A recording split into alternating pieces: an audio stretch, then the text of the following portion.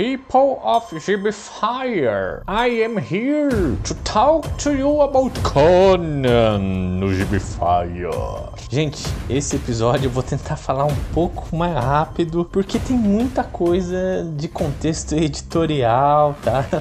Então vamos lá, rapidão, vamos lá. Ó, no último capítulo a gente passou pela Sombras de Ferro ao Luar, né? Que é o conto que fica no meio do Omnibus 4, da editora Mitos, Mercenários e Loucura. Beleza. Se você continua lendo, beleza, você perpassa os detalhes. Mas, para aqueles que querem saber detalhes editoriais, cá estou. Se você reparar na última página do conto, tem algumas assinaturas ali, alguns agradecimentos. Por quê? O Thomas Diorello e o Timothy Truman, eles estavam vendendo muito bem, tá? A gente já falou algumas críticas aqui da diferença do que era o Kurt Busiek e o Cary Nord antes, né? Aí entrou esses dois e teve uma mudança, cai aqui, acolá ali, de como era contada essas histórias, né?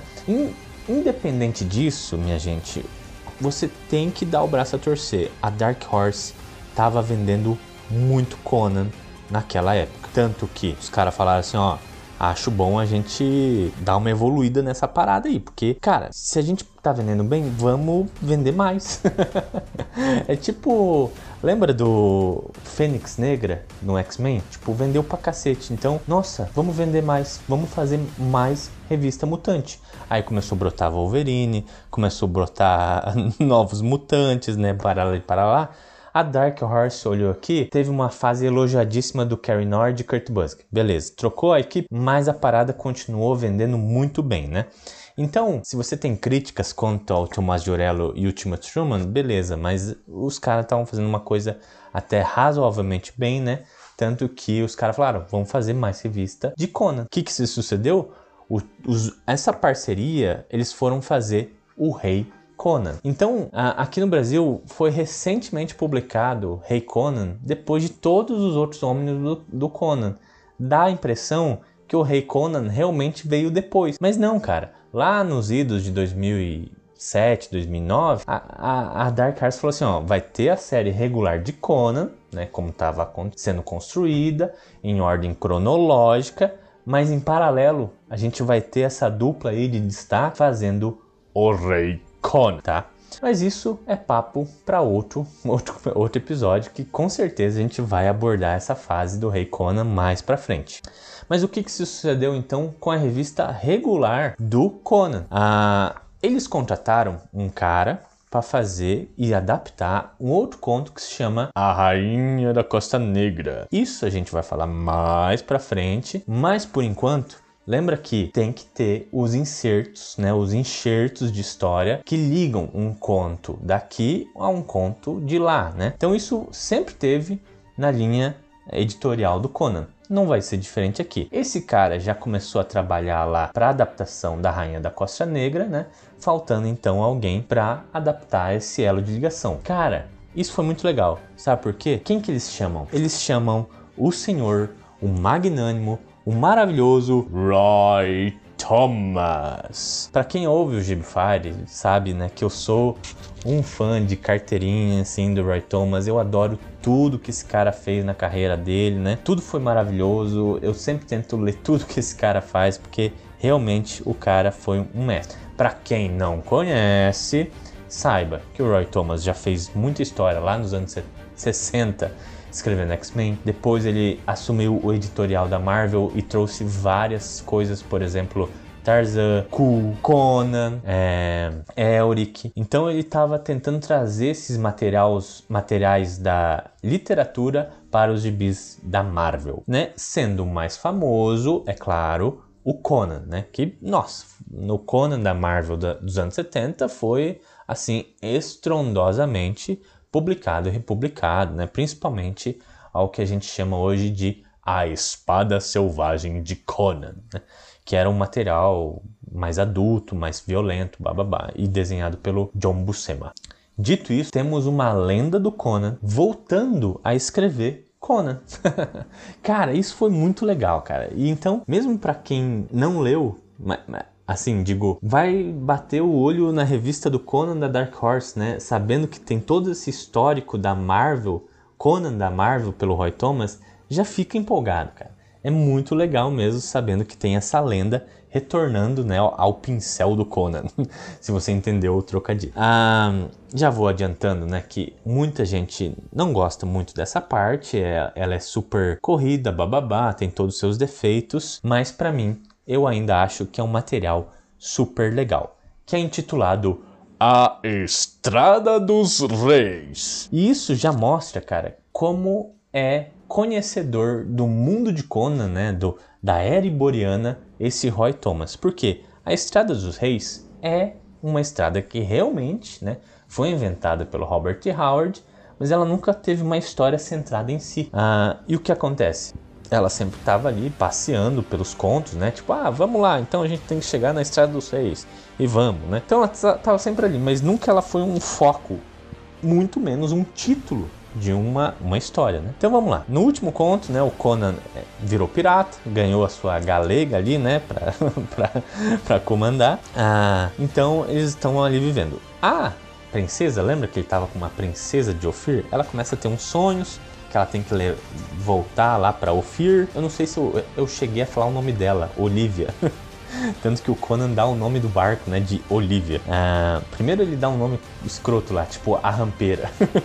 Aí ela não gosta dele fala, então ela vai ser a Olivia. Então eles estão vivendo um romance, tá tudo ótimo, só que ela tá tendo esses pesadelos, né, que ela tem que voltar lá pra Ophir, porque o pai dela tá pedindo. O mesmo cara que vendeu ela, no caso, né. Beat me, né. No final, lembra que o Conan ele começou o último conto do Sombras de Ferro ao Luar porque estava fugindo dos exércitos de Turan, né? Ele matou um príncipe lá. As relações já estavam estremecidas, mas ele matou um príncipe. Então os navios de Turan emboscam eles no mar, faz uma armadilha lá com um barco dummy, né? Um barco de armadilha, e eles acabam destruindo todos os piratas de Conan, né? Pô, então a gente tem mais uma derrota aí do Conan, né? Então essa parte da vida do Conan tem sido derrota atrás de derrota. Ele e a Olivia naufragam. E lembra que eu falei que esse mar de Valayet, né? Ele é gigantesco, ele cobre muita parte ali do território da Era Iboriana. E eles naufragam, mas ele naufraga lá pra cima, gente. A gente volta para terras que a gente já conhece. Então eles caminham em sentido a oeste agora, fugindo do Império de Turan, né? E chegam ao antigo reino de Zamora. Para quem já bate o ouvido e reconhece, a gente já passou por esse reino lá nas primeiras histórias do Conan, quando ele virou um ladrãozinho de Araque. Então ele ficava passando ali, e a gente já tinha passado por essa cidade que eles estão, que é Shandizar, né? A terrível, onde o Conan fez vários furtos ali, né? Ele passou boa parte da sua vida ali tendo essa fase de ladrão. E a gente retorna, né? Então é bem legal. E o que o Conan vai fazer ali? Ele tem que angariar dinheiro para viajar, né? E ele começa a fazer ladroagens novamente. Então é o retorno do Conan ladrão, né? É legal, né? Tipo, o Roy Thomas conhece todas as fases do Conan, né? E aqui ele presta sua homenagem. E ele traz uma carga que a gente via muito no Conan Bárbaro lá da Marvel, que é onde ele entra vai ter um monstro, né, todo escroto, que ele tá guardando um tesouro, blá blá blá. E aparece um assassino e ele tem toda a cara deformada, com uma espada no punho. Então é cheio desses motes que o Roy Thomas já usava lá nos anos 70 e 80, né? E aqui a gente volta nessas páginas coloridas da Dark Horse. E daí, pra, assim, encaminhando a história, a Olivia é raptada, né? O Conan, ele vai confiar em pessoas que ele não deve. Por exemplo, ele vai de volta a falar com o Príncipe Murilo. Porque ele precisa de dinheiro, né? O Príncipe Murilo é aquele cara que contratou Conan para entrar dentro daquela casa e assassinar o cara, mas o cara já estava preso porque ele tinha um gorila gigante que vestia, né, um manto vermelho que era o Inimigos em Casa. Né? No final daquele conto, o Conan vai embora e o Príncipe Murilo, né, partem, né? Mas ele vai de volta a falar com esse personagem que é reconhecido por nós, leitores de Conan. Mas nisso, né, ele deixou a Olivia e a Olivia é raptada porque descobrem que ela é uma princesa e eles querem pegar o resgate da Olivia para o seu pai, que é rei de Ofir, né? Nisso o Conan vai, né? Então aqui a gente vai perspassando pela Estrada dos Reis, né? Porque a gente tá em Zamora, então para chegar em Ofir tem que ir um pouco para o sul, indo sul e oeste, então sudoeste, né? Nisso, né, o Conan vai atrás e ele tem que aí fazer a missão que o Murilo passou, que, né, então era lá na cidade da Nemédia, né? Então a gente já trocou de território. Ali o Conan vai ser, né, de novo entrando numa ferrada por causa do Murilo. Ele é quase assassinado, mas daí outros assassinos que querem matar o Conan chegam ali e eles têm uma desavença, batalha, né?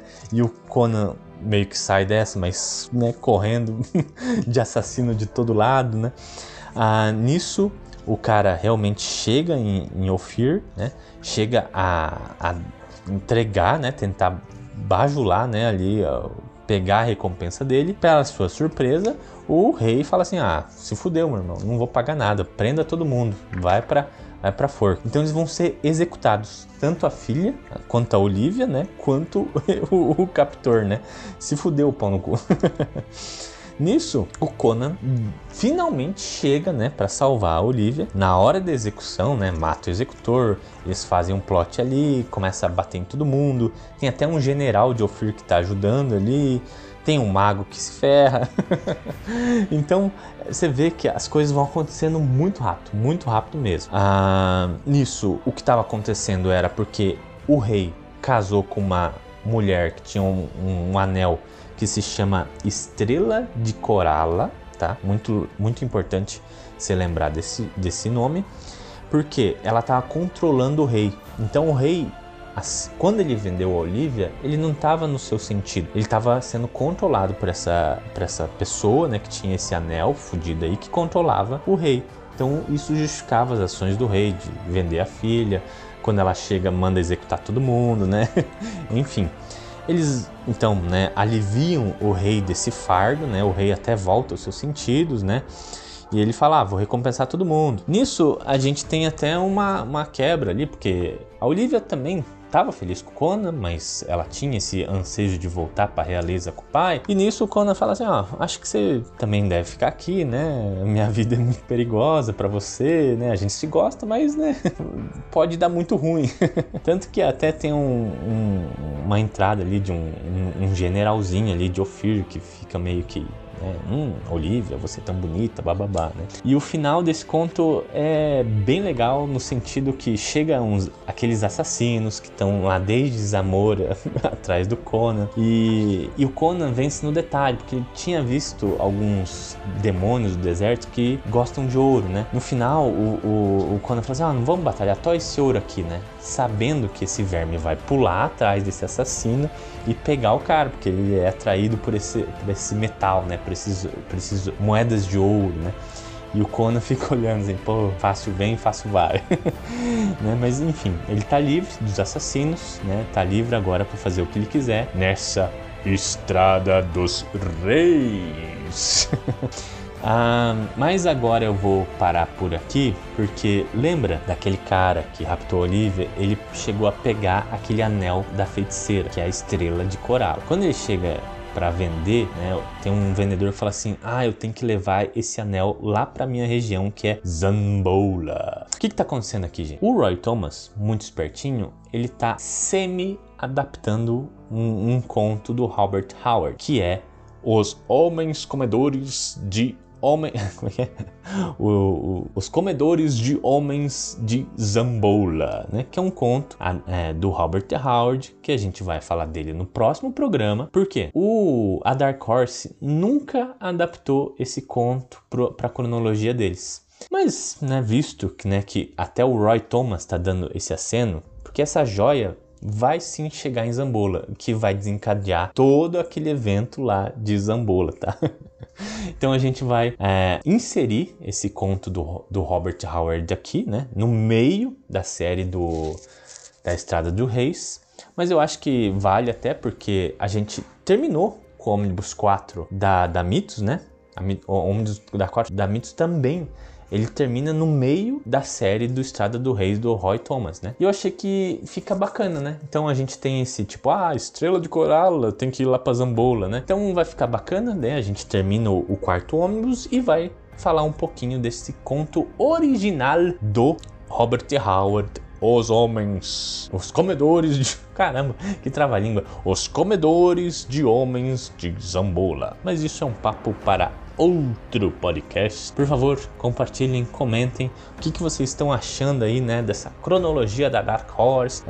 Vale a pena, né, inserir esses contos originais na Dark Horse aqui, como a gente vai fazer, né? Então quero ouvir de vocês. A gente se vê no próximo. Valeu!